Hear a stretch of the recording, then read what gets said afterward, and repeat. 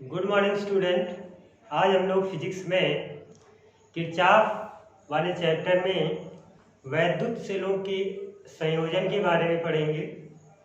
ठीक है, तो हेडिंग डाल लेंगे वैद्युत सेलों का संयोग, किस तरीके से वैद्युत सेलों को जोड़ते हैं। तो देखो, वैद्युत सेलों का संयोजन किस प्रकार से होता है कि जो वैद्युत सेल होता है वो वैद्युत धारा प्राप्त करने का एक स्रोत होता है। वैद्युत सेल क्या होता है? वैद्युत सेल वैद्युत धारा प्राप्त करने का एक स्रोत होता है। हम एक वैद्युत सेल से प्रबल वैद्युत धारा प्राप्त नहीं करते हैं। इसके लिए क्या करते हैं कि प्रबल वैद्युत धारा प्राप्त करने के लिए हम सेलों को, कई सेलों को एक साथ जोड़ते हैं। तो जब कई सेल एक साथ जुड़ जाते हैं तो वो एक बैटरी का निर्माण कर लेते हैं। ठीक है, जब कई सेल आपस में जुड़ जाएंगे तो एक बैटरी का निर्माण कर लेते हैं। तो यही हमें देखना है कि वैद्युत सेल कितने प्रकार से जोड़े जाते हैं और कैसे जोड़ने पर हमें वैद्युत धारा प्रबल प्राप्त होगी और कैसे जोड़ने पर वैद्युत धारा कम प्राप्त होगी। ठीक, तो वैद्युत सेलों के संयोग में यही लिखेंगे कि वैद्युत सेल वैद्युत धारा प्राप्त करने का एक स्रोत है और किसी एक वैद्युत सेल से हम प्रबल वैद्युत धारा प्राप्त नहीं कर सकते। ठीक है, और जब कई सेल एक साथ जोड़ते हैं तो वो एक बैटरी का निर्माण करते हैं। तो सेलों को जोड़ने के तीन तरीके होते हैं। ठीक, लिखेंगे क्या? वैद्युत सेल तीन प्रकार से जोड़े जा सकते हैं। पहला होता है श्रेणी क्रम में, दूसरा होता है समांतर क्रम में और तीसरा होता है मिश्रित क्रम में। ठीक है, तो यहाँ पे लिखेंगे वैद्युत सेल तीन प्रकार से जोड़े जा सकते हैं। वैद्युत सेल तीन प्रकार से जोड़े जाते हैं।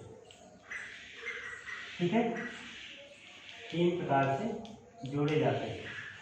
पहला नंबर होता है श्रेणी क्रम। ठीक है, दूसरा नंबर होता है समांतर क्रम और तीसरा नंबर होता है मिश्रित क्रम। ठीक है, तीन तरीके से हम सेलों को जोड़ते हैं, श्रेणी क्रम, समांतर क्रम और मिश्रित क्रम। पहली हेडिंग डाल लेंगे श्रेणी क्रम। ठीक है, श्रेणी क्रम। तो देखो, श्रेणी क्रम में सेलों को किस तरीके से जोड़ते हैं। इस क्रम में, कहने मतलब श्रेणी क्रम में क्या होता है कि एक सेल का ऋण सिरा दूसरे सेल के धन सिरे से तथा दूसरे सेल का ऋण सिरा तीसरे सेल के धन सिरे से तथा तीसरे सेल का ऋण सिरा चौथे सेल के धन सिरे से, इस प्रकार से जोड़ते चले जाते हैं। समझ में आया? श्रेणी क्रम में क्या करेंगे, किसी एक सेल का ऋण सिरा दूसरे के धन से, दूसरे का ऋण तीसरे के धन से, तीसरे का ऋण चौथे के धन से, इस प्रकार से जोड़ते चले जाते हैं। ठीक है, इसी प्रकार से जितने भी सेल हैं उनको हम जोड़ते चले जाते हैं। तो ऐसा संयोजन श्रेणी क्रम संयोजन कहलाता है। ठीक है, क्या बताएंगे कि श्रेणी क्रम संयोजन में किसी एक सेल का धन सिरा दूसरे के ऋण सिरे से, गलत, किसी एक सेल का ऋण सिरा दूसरे के धन सिरे से तथा दूसरे का ऋण सिरा तीसरे के धन सिरे से तथा चौथे का ऋण सिरा पांचवें के धन सिरे से, इस तरीके से जोड़ते चले जाते हैं। सभी सेलों को इस तरीके से श्रेणी क्रम में जोड़ देते हैं। ऐसा संयोजन श्रेणी क्रम संयोजन कहलाता है। तो मान लेते हैं कि माना n सेल हैं जो कि श्रेणी क्रम में जुड़े हुए, इस तरीके से चित्र बना लेंगे।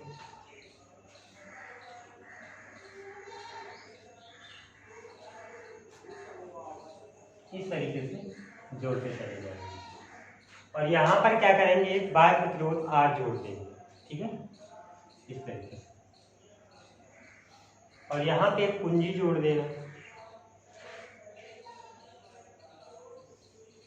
ये कुंजी। ठीक, ये बाह्य प्रतिरोध है R, ये मान लेते हैं E है, ये भी E है, ये भी E है, और प्रत्येक सेल के साथ एक आंतरिक प्रतिरोध जुड़ा होता है। तो यहाँ पर भी हम एक आंतरिक प्रतिरोध जोड़ देंगे। ठीक, इसी प्रकार यहाँ पर भी एक आंतरिक प्रतिरोध जोड़ देंगे और यहाँ पर भी एक आंतरिक प्रतिरोध जोड़ देंगे। ठीक, आंतरिक प्रतिरोध को R से प्रदर्शित करते हैं, कल बताया गया था। ठीक है, इस तरीके से ये होता है धन सिरा, ये ऋण, ये धन सिरा, ये ऋण, ये धन सिरा, ये ऋण, इस तरीके से जोड़ते चले जाते हैं। ठीक है, सेल से एक बार प्रतिरोध जोड़ देते हैं जिस पर I धारा जा रही है। तो इन सेलों को जोड़कर हमने एक बैटरी बनाया है जिनसे इस बार प्रतिरोध R पर धारा भेजनी है। तो क्या लिखेंगे कि मान लेंगे कि माना n सेल श्रेणी क्रम में जुड़े हैं जिनमें प्रत्येक सेल का विद्युत वाहक बल E तथा आंतरिक प्रतिरोध r है। ठीक है, तथा एक बाह्य प्रतिरोध R इसके श्रेणी क्रम में जुड़ा है जिसमें इन सेलों द्वारा क्या करना है, वैद्युत धारा का प्रवाह करना। तो सबसे पहले क्या लिखेंगे कि इन सेलों का कुल आंतरिक प्रतिरोध निकाल लेंगे, कितना होगा, लिखेंगे सेलों का, अतः सेलों का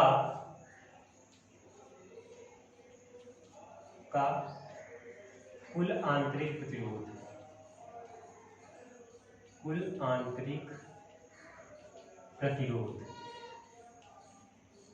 ठीक, वो आ जाएगा क्योंकि n सेल है और प्रत्येक का r ओम प्रतिरोध है तो n सेलों का कितना हो जाएगा, nr।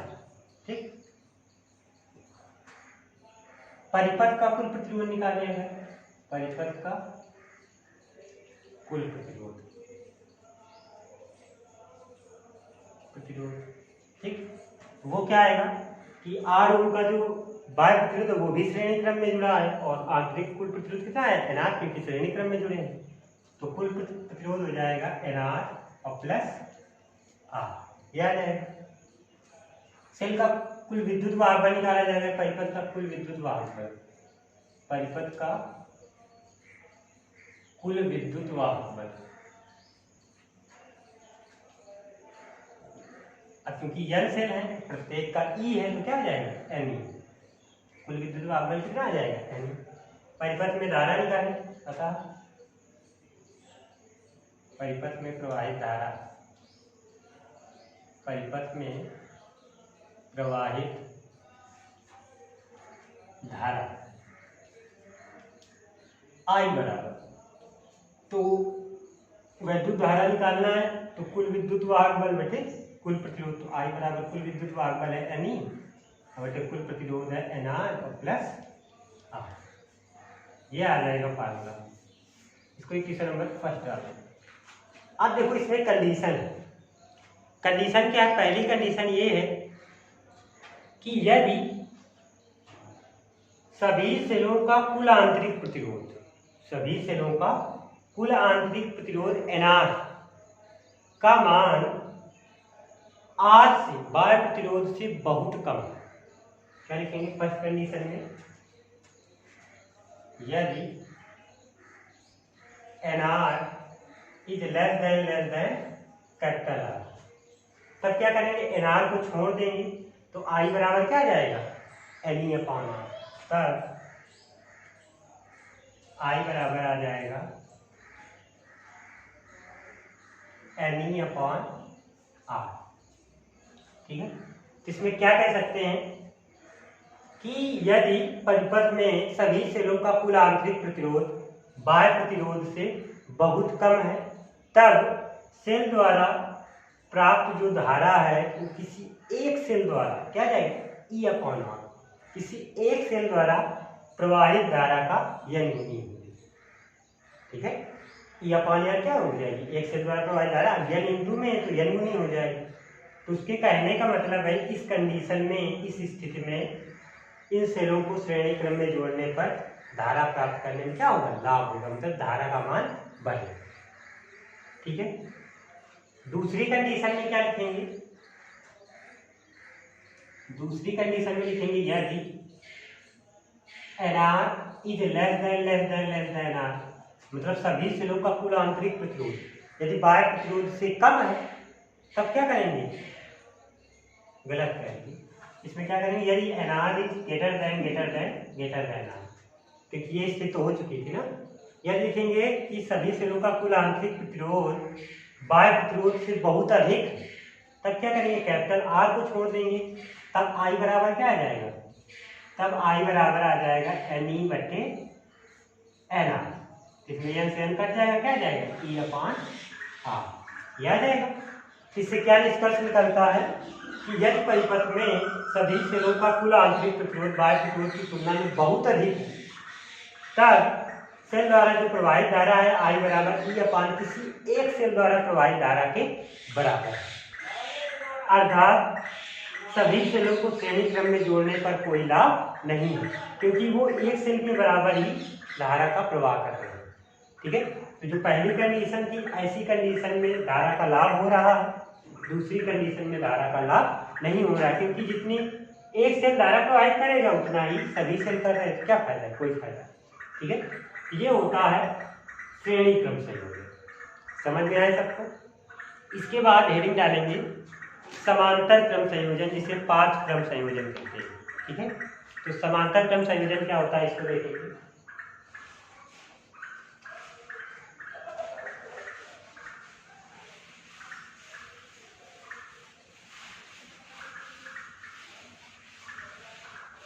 हेडिंग डालेंगे समांतर क्रम संयोजन। ठीक है, दूसरी हेडिंग डाल लेना समांतर क्रम संयोजन।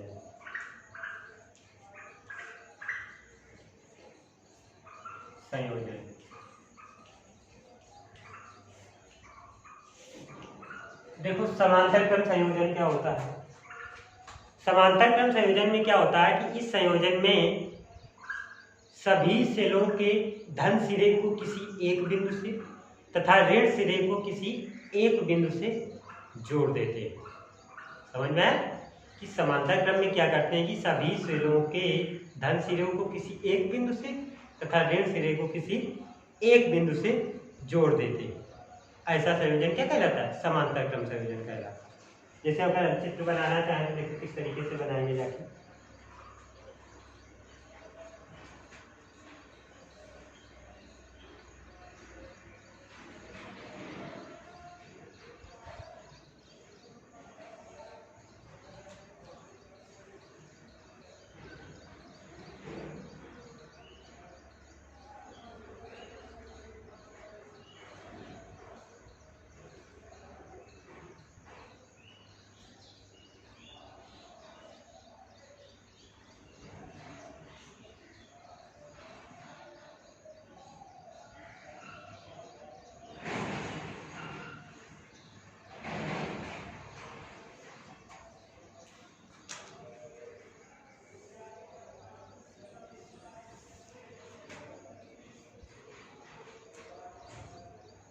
यहाँ पर एक बार प्रतिरोध जोड़ देंगे कैपिटल आर, जिसमें धारा यहाँ पे पूंजी एक लगा देंगे।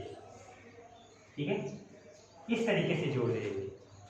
ये हमारा ई है, आंतरिक प्रतिरोध आर, सभी यही है। ई आंतरिक प्रतिरोध आर, ई आंतरिक प्रतिरोध आर, ई आंतरिक प्रतिरोध आर, ई आंतरिक प्रतिरोध आर। ठीक है, तो हमने क्या किया कि ये धन सिरे हैं, ये ऋण, ये धन सिरा, ये ऋण, ये धन सिरा, ये ऋण, ये धन सिरा, ये ऋण, ये धन सिरा और ये ऋण। इनको हमने क्या किया, सभी एक बिंदु से जोड़ दिया तथा ऋण सिरे को एक बिंदु से जोड़ दिया और इसे पूंजी से होते हुए एक बार प्रतिरोध के साथ जोड़ दिया। तो ये होता है समांतर क्रम संयोजन। तो इसमें देखो कैसे करेंगे। इसमें भी मान लेंगे कि माना n सेल हैं जो कि समांतर क्रम में जुड़े हुए हैं, जिनमें प्रत्येक का विद्युत वाहक बल E तथा आंतरिक प्रतिरोध क्या है, स्मॉल r। ठीक है, और उनके साथ एक बाह्य प्रतिरोध R जोड़ा गया है श्रेणी क्रम में। ठीक, जिस पर हमें इन सेलों द्वारा वैद्युत धारा का प्रवाह करना है। एक चीज और ध्यान रखना कि समांतर क्रम में जुड़े सभी सेलों का जो कुल विद्युत वाहक बल होगा वो कैपिटल E ही होगा, क्योंकि ये सभी क्या है, समांतर क्रम में जुड़े हैं। क्योंकि समांतर क्रम में विद्युत वाहक बल का मान क्या होगा, समान। सभी सेलों का कुल विद्युत वाहक बल कैपिटल E ही होगा। ठीक है, तो मान लेते हैं कि मानना यदि इन सेलों का कुल आंतरिक प्रतिरोध R डैश। ठीक है, अगर मान लें क्योंकि ये समांतर क्रम में जुड़े हैं तो मान लेंगे यहाँ पर माना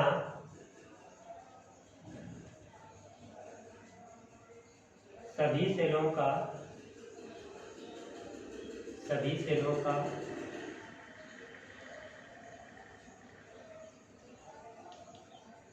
कुल आंतरिक प्रतिरोध